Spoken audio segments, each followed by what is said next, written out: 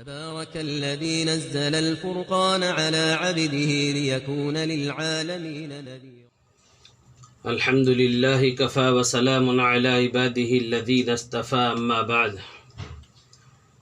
فأعوذ بالله من الشيطان الرجيم بسم الله الرحمن الرحيم وما خلقت الجن والإنس إلا ليعبدون صدق الله مولانا العلي العظيم وقال رسول الله صلى الله عليه وسلم ما أوحي إلي أن أجمع المال وأكون من التاجرين ولكن أوحي إلي أن سبح بحمد ربك وكن من الساجدين واعبد ربك حتى يأتيك اليقين أو كما قال عليه الصلاة والسلام۔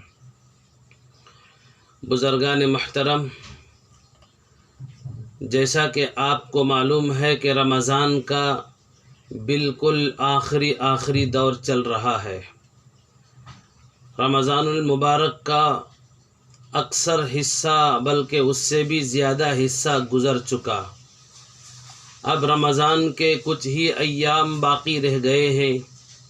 یہ آخری عشرہ چل رہا ہے۔ اس عشرے میں جہاں تک ہو سکے، جتنا زیادہ ہو سکے، اللہ کو راضی کرنے کی فکر کریں۔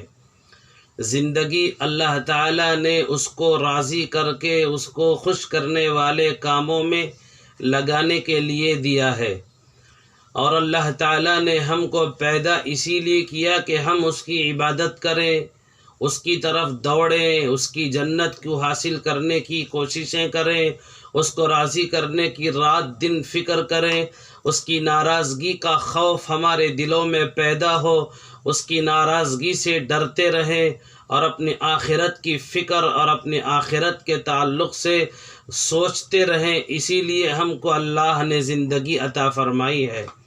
اللہ تعالیٰ فرماتے ہیں وَمَا خَلَقْتُ الْجِنَّ وَالْإِنسَ إِلَّا لِيَعْبُدُونَ، ہم نے انسانوں اور جنات کو اس کی عبادت کے لیے پیدا کیا۔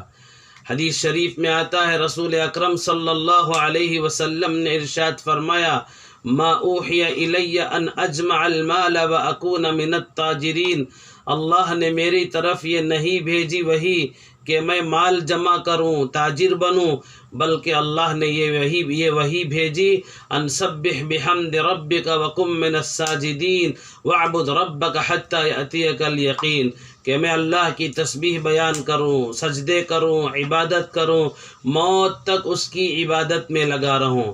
میرے دوستو، اللہ کے رسول علیہ السلام نے اس بات کو پورا کر کے دکھایا۔ آپ کی عبادتوں کا ذکر قرآن مجید کے اندر ہمیں ملتا ہے، آپ کی عبادتوں کا ذکر حدیث شریف کے اندر ہمیں ملتا ہے کہ آپ کیسی عبادتیں کیا کرتے تھے۔ جب سورہ فتح نازل ہوئی، انا فتحنا لک فتحا مبینا لیغفر لک اللہ ما تقدم من ذنبک وما تأخر، اللہ نے اس آیت کریمہ کے اندر آپ کے گناہوں کی بخشش اور آپ کی مغفرت کا اعلان فرما دیا۔ اس آیت کے نازل ہونے کے بعد حضرت عائشہ رضی اللہ تعالی عنہا فرماتی ہیں حضور صلی اللہ علیہ وسلم اتنی لمبی نمازیں پڑھا کرتے تھے کہ آپ کے پیروں میں ورم آ جاتا تھا۔ حضرت عائشہ فرماتی ہیں ایک دن آپ صلی اللہ علیہ وسلم میرے حجرے میں تشریف لائے، آپ نے اتنا لمبا قیام کیا، نماز پڑھتے رہے، روتے رہے، نماز پڑھتے رہے، روتے رہے، پھر رکوع کیا، رکوع میں تسبیح پڑھتے رہے، روتے رہے، پھر رکوع سے سر اٹھایا، روتے رہے، پھر سجدے میں تشریف لے گئے، سجدے میں سر رکھ کر اللہ کی تسبیح بیان کرتے رہے، روتے رہے، یہاں تک کہ اسی حال میں آپ نے نماز پوری فرمائی۔ حضرت عائشہ رضی اللہ عنہا کہتی ہیں میں نے پوچھا یا رسول اللہ، اللہ نے تو آپ کی بخشش کا اعلان کر دیا ہے، آپ تو بخشائے ہوئے ہیں، پھر آپ کیوں اتنا روتے ہیں؟ آپ نے فرمایا افلا اکون عبدا شکورا، کیا میں اللہ کا شکر گزار بندہ نہ بنوں؟ میرے دوستو، جب کوئی خوشی کی بات آپ سنتے تو فوراً سجدے میں گر جاتے تھے اللہ کا شکر ادا کرنے کے لیے، اللہ کی نعمتوں کا اتنا شکر آپ کرتے تھے کہ ہم بھی کبھی اللہ تعالیٰ کی نعمتوں کے ملنے پر کبھی مختصر ہی صحیح 2 رکعت شکریہ ادا کیا۔ ہمیں چاہیے کہ ہم اللہ کے شکر گزار بندے بنے۔ اللہ کے رسول علیہ السلام رمضان آ جاتا تو خوب عبادت میں منہمک ہو جاتے، اور خاص کر آپ آخر عشرے میں خوب کمر کس لیتے تھے اور پوری رات عبادت میں گزار دیتے تھے۔ آپ خوب اہتمام سے اعتکاف فرماتے تھے، گھر والوں کو بھی رمضان میں عبادت کے لیے جگایا کرتے تھے، اور اپنے ساتھیوں کو بھی آپ صلی اللہ علیہ وسلم عبادت کا اہتمام کرواتے تھے۔ تو آخری ایام چل رہے ہیں، رمضان کی کچھ ہی گھڑیاں اور کچھ ہی ایام باقی رہ گئے ہیں۔ اس سال تو لاک ڈاؤن کی وجہ سے مرد احباب مسجدوں میں اعتکاف نہیں کر سکتے۔ بڑوں کی ہدایات کے مطابق اتنا کام ہم ضرور کر سکتے ہیں کہ ہم اپنے گھر میں ایک جگہ متعین کر لیں عبادت کے لیے، وہ اعتکاف کی جگہ نہیں، بس عبادت کے لیے ایک جگہ متعین کر لیں۔ باہر تو کام کاج نہیں کر سکتے، کام کاج بھی بند ہو چکا ہے۔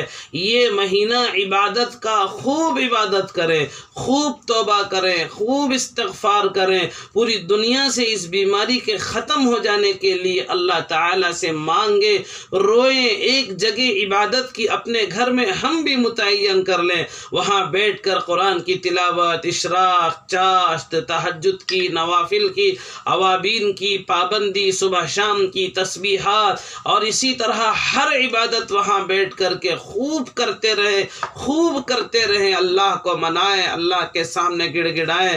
میرے دوستو، طاق راتوں میں جاگ کر کے عبادت کریں۔ یہ طاق راتیں بڑی اہمیت کی حامل ہوتی ہیں۔ ایک رات تو ہماری گزر گئی، آج کی رات بھی طاق رات ہے، اور جتنی طاق راتیں ہم کو ملیں گی ان طاق راتوں میں خوب عبادت کریں اللہ کے لیے۔ ایسا سمجھو کہ یہ ہماری زندگی کا آخری رمضان ہے، اس کے بعد ہم کو دوبارہ رمضان زندگی میں نہیں ملے گا۔ یہ سوچ کر، یہ اپنی زندگی کے آخری رمضان کو تصور کر کے ان فرصت کے ایام کو عبادت میں لگائیں۔ خدا کی قسم، پھر آئندہ ہمیں ایسی فرصت والا رمضان کا مہینہ ملے یا نہ ملے، اللہ کرے کہ ہمارے اوپر پھر دوبارہ ایسے مصیبت کے حالات نہ آئیں۔ اللہ ہم سے ناراض ہے، حرم کے دروازے بند ہیں، مسجد نبوی کے دروازے بند ہیں، ہمارے محلے کی مسجدوں کے دروازے بند ہیں۔ ایسے موقعوں پر ہم گھر میں بیٹھ جائیں اللہ کے سامنے، اللہ جب تک تو پوری امت کی اور ہمارے خاندان والوں کی ہماری مغفرت نہیں کرتا، اس وقت تک میں تیرے در کو، تیرے سامنے سے سر نہیں اٹھاتا۔ اس طرح ہم خوب عبادت میں وقت گزاریں۔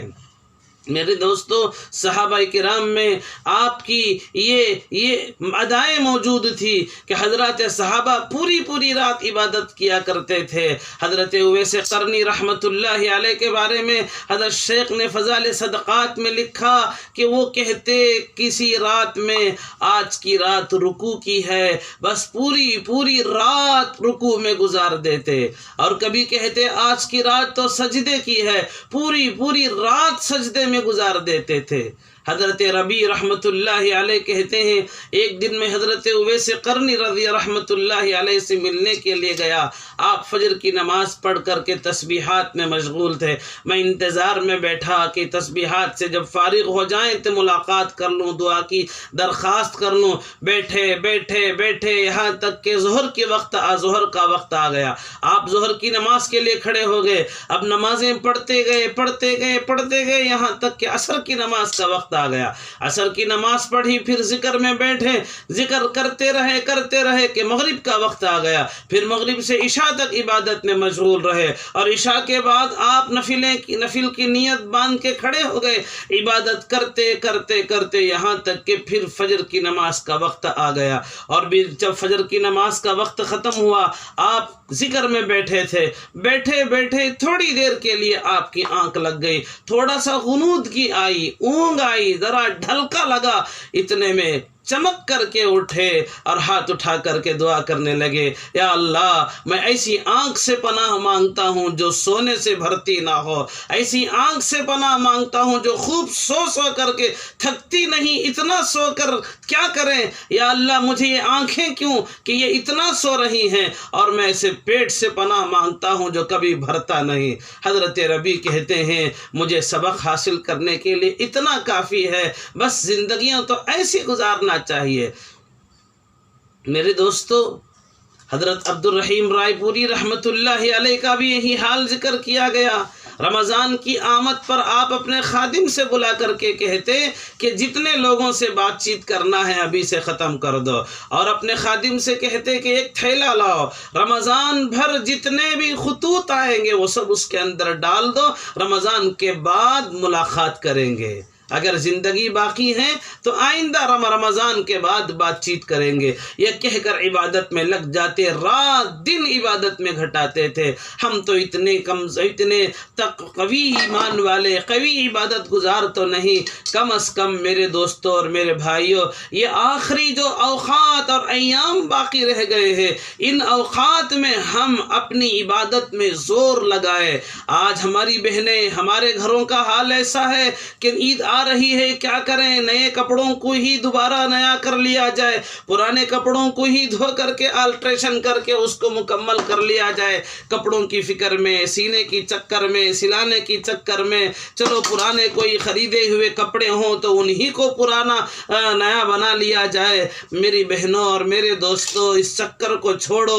کپڑوں کے پیچھے گھنٹے گھنٹے ہمارے ضائع ہو جاتے ہیں، شاپنگ کے پیچھے گھنٹے گھنٹے ہمارے ختم ہو جاتے ہیں۔ یہ بڑا قیمتی مبارک مہینہ ہے، اس مبارک مہینے کی قدر کریں، ان لمحات کی قدر کریں اور شب قدر کی تلاش کریں۔ شب قدر کب ہے پتہ نہیں، اس لیے باقی تاخراتوں میں جاگ کر کے شب قدر کی تلاش کرے، اور عید سے پہلے اپنے غریبوں میں صدقہ فطر ادا کرنے کی کوشش کریں۔ فطرہ وہ تو طے ہوگا، 70 روپیے یا 75 روپیے۔ آپ سے میں یہ درخواست کرتا ہوں، فطرے میں بڑھ چڑھ کر کے جتنا زیادہ ہو سکے اتنا اللہ کے بندوں پر خرچ کریں۔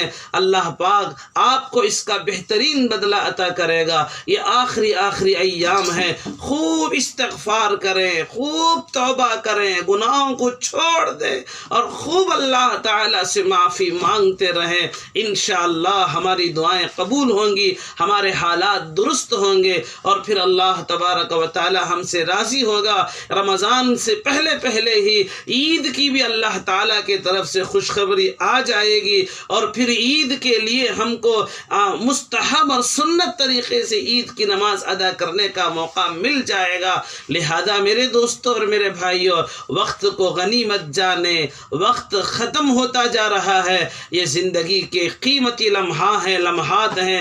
آئندہ سال ہم زندہ رہیں گے یا نہیں، اس کا کوئی بھروسہ نہیں۔